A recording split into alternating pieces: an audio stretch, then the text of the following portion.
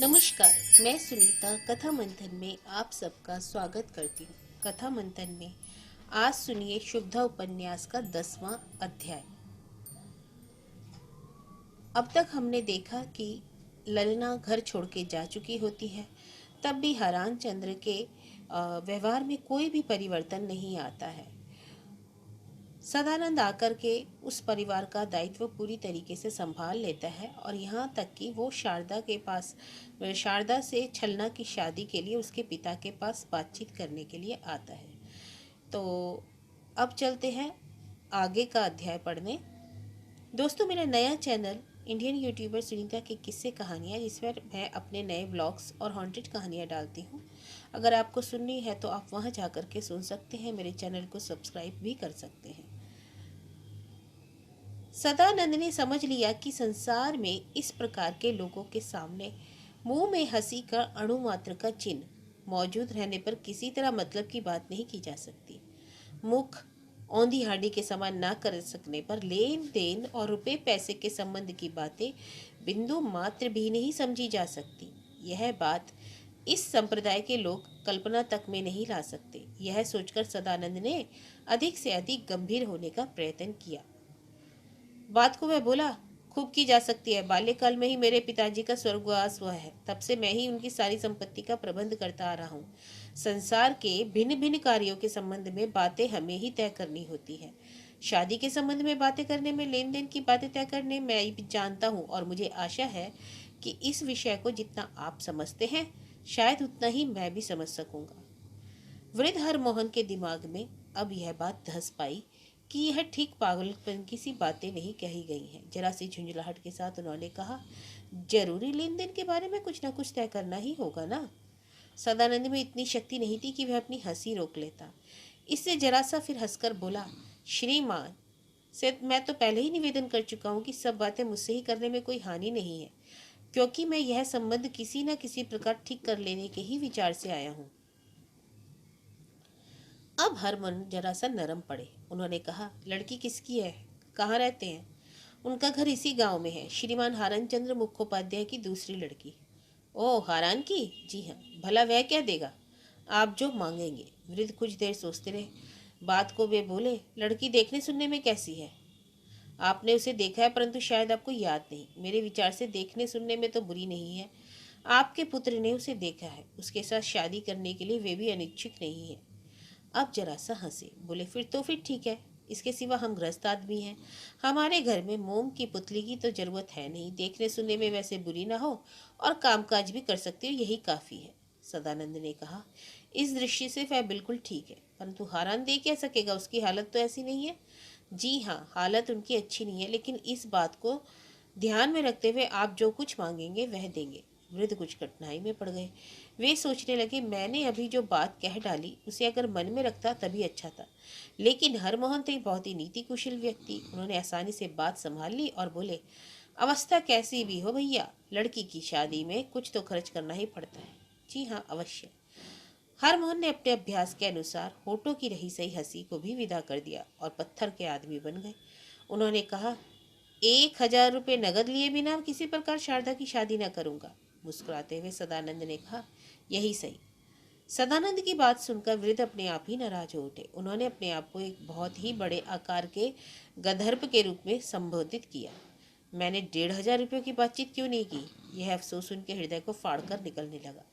वे सोचने लगे, जब बात मुझसे निकल गई वापस तो नहीं की जा सकती। अब इसे जहाँ तक सुधार सकूं वहीं एक तक अच्छा है। इस विचार से उन्होंने कहा, इन रुपयों के सिवा लड़की को आभूषण देने होंगे।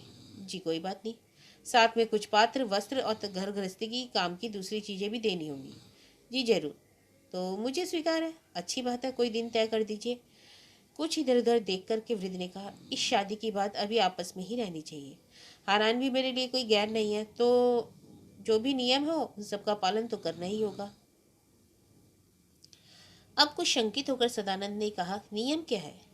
अजी, नियम तो वैसे कुछ नहीं, किंतु कुछ लिखा पढ़ी तो कर लेनी चाहिए। हाँ जी, अच्छी बात है, लिखा पढ़ी भी कर ली जाए, किंतु लिखा पढ़ी किसके साथ की जाएगी? मेरे साथ। कब? कुछ देर सोचकर सदानंद ने कहा, महीना भर बाद। वृद्ध इस बात पर सहमत हो गए। सदानंद ने कहा, मेरा एक अनुरोध है। वह क्या है भाई? यही कि सब लेन देन के बाद तीसरे आदमी के कानों तक ना पहुंचे। क्यों? इसका कुछ कारण है। हरमोहन व्यवहार कुशल व्यक्ति थे। सदानंद के मन को समझ करके उन्होंने कहा, तुम चुपचाप दान करना चाहते हो? सदानंद चुप रहा। उसका मुख देखकर, उसकी इस तरह की स्वार्थ रहित दया देखकर हरमोहन भी क्षण भर के लिए लज्जित हो उठे। परंतु यह पहले ही बतलाया जा चुका है कि हरमोहन में व्यावसायिक बुद्धि काफी मात्रा में थी। इस प्रकार के भाव को अपने मन में उन्होंने अधिक देर तक रहने नहीं दिया। एक रूखी हंसी हंसकर वे बोले, भैया हमारी अवस्था हो चुकी है, इससे इतनी चक्षु लज्जा भी नहीं होती। अन्यथा हारान की दशा मुझसे बहुत अच्छी तरह मालूम है। जो भी हो, जब तुम चुपचाप दान कर सकते हो तो मैं चुपचाप ग्रहण भी कर सकता हूँ। इसके लिए तुम चिंता ना करो। सदानंद प्रसन्न भाव से हरमोहन बाबू को नमस्कार करके वहां से चलता हुआ। शुभदा को मालूम हुआ, हारान बाबू को मालूम हुआ और छलना को भी मालूम हुआ शारदा के साथ उसकी शादी हो रही है। सब लोगों को यह भी मालूम हुआ कि यह शादी सदानंद के प्रयत्न से पक्की हुई है। समाचार पाकर रासमणि ने यह मंतव्य प्रकट किया कि सदानंद पूर्व जन्म में शुभदा का पुत्र था। यह बात कही गई थी सदानंद के सामने। उसने मौन भाव से स्वीकार कर लिया। कम से कम किसी बात का प्रतिवाद तो नहीं किया उसने। तरह तरह के कार्य में पड़े रहने के कारण आज तक उसे अपनी बुआ जी की संपत्ति की व्यवस्था करने के लिए जाने का अवसर ही नहीं मिला। समय मिलने पर उसने यह बात शुभदा से कही। शुभदा ने भी उसके इस प्रस्ताव का समर्थन किया। अब बिस्तर आदि बांधकर श्रीमान सदानंद चक्रवर्ती ने कुछ दिनों के प्रवास के लिए यात्रा की। शुभदा का परिवार अब उसका परिवार हो गया था, इसलिए जाते समय वह सब प्रकार की व्यवस्था कर जाने को भूला नहीं। साथ ही उसने शुभदा से जोर देकर कहा कि तुम शादी के लिए हर प्रकार के प्रबंध करती रहना।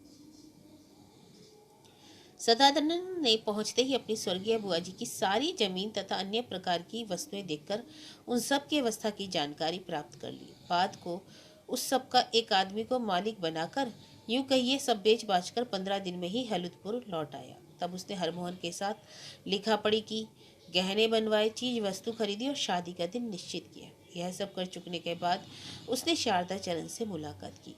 इस बीच सदानंद को कभी ऐसा मौका नहीं मिला कि वह एकांत में बैठकर उससे दो बातें कर लेता।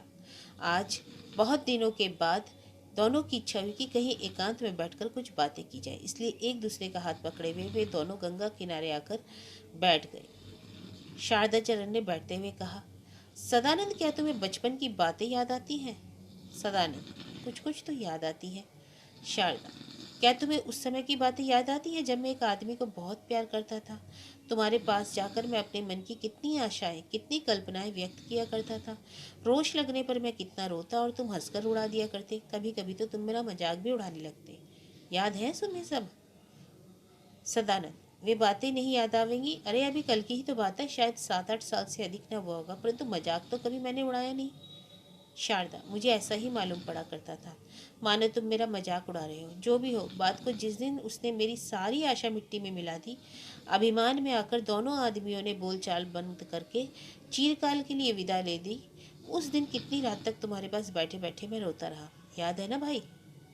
सदानंद, याद है। सदानंद कुछ अन्य मनसक हो गया, लेकिन उस और ध्यान न देकर शारदा ने एक समीपवर्ती स्थान की तरफ उंगली से इशारा किया और बोला, यहीं पर वह मरी है। शारदा की वह बात मानो सदानंद के कानों तक पहुंची ही नहीं। गंगा जी में सफेद पाल के सहारे एक नौका अपनी धुन में उड़ती चली जा रही थी। उसी की ओर सदानंद देख रहा था। शारदा फिर बोला, यहाँ ललना डूबकर मरी थी। कहाँ? यहाँ। तुम्हें कैसे मालूम? यहाँ उसकी साड़ी मिली थी। सदानंद उठ खड़ा हो गया और बोला, तो चलो एक बार वह साड़ी देखाए। शारदा हंसने लगा और बोला, तो क्या वह साड़ी अब भी वहाँ पर पड़ी रहोगी?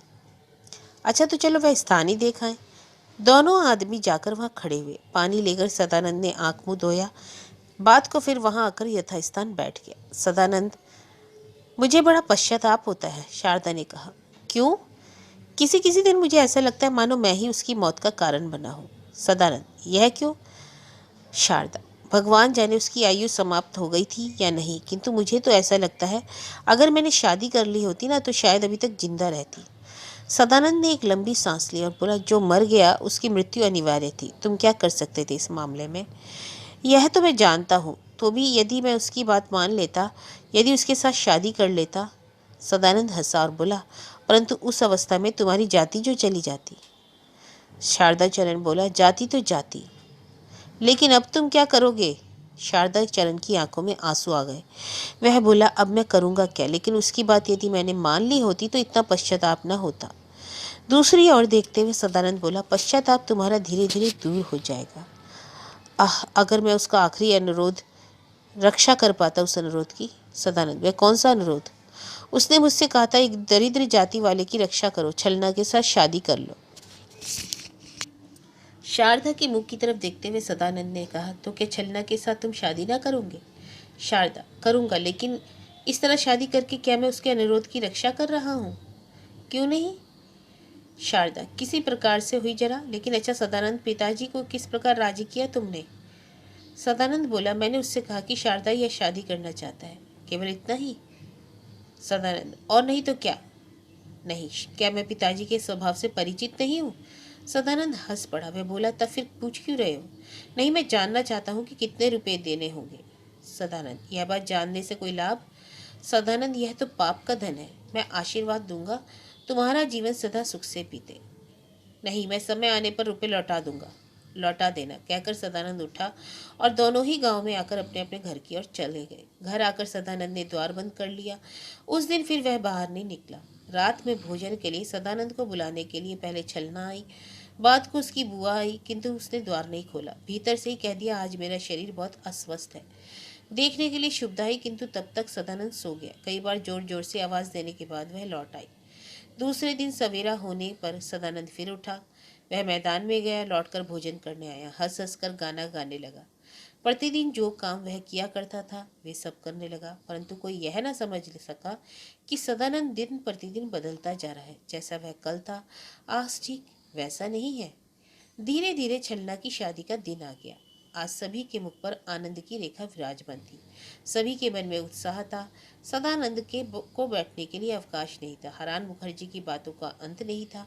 बुआ जी के आंसू बंद नहीं हो पाते। घर में जो आता उसी से वे रो रो कर कहा करती, ऐसे सुख के दिन में ललना के अभाव के कारण मेरे हृदय में तिल भर भी सुख नहीं। उनके साथ ही साथ संभवतः और भी कई आदमी इस व्यथा का अनुभव कर रहे थे। केवल शुभदा आज बहुत शांति और गंभीर भी। कर्मशः संध्या हुई। जोर जोर से बाजे बजने लगे। बहुत से लोग एकत्रित हुए। अंत में शुभ घड़ी और शुभ लगन में छलना मई का विवाह हो गया। आज सारे गांव में वृद्ध हरमोहन की वाह वाह की धूम मच गई थी। उनके शत्रु ने भी मन ही मन यह स्वीकार लिया कि मन में बहुत उदारता का भाव है। मुंह पर जब कोई प्रशंसा करने लगता तब वृद्ध हरमोहन प्रसन्न भाव से कहते, बताइए तो करूं क्या, कोई दूसरा लड़का तो है नहीं मेरे। उसकी इच्छा हो आई कि मैं यही शादी करूंगा, मैं क्यों कर अस्वीकार कर दूं। इसके अतिरिक्त गांव भर में उनकी समानता का केवल मेरा ही तो एक घर है। बेचारे कहाँ जाए शादी करने के लिए। पड़ोसी के भी सुख दुख की और तो जरा सा ध्यान रखना ही पड़ता है। यह बात जब शारदा चरण सुनता तब दूसरों की आंखें बचाकर क्रोधित हो उठता।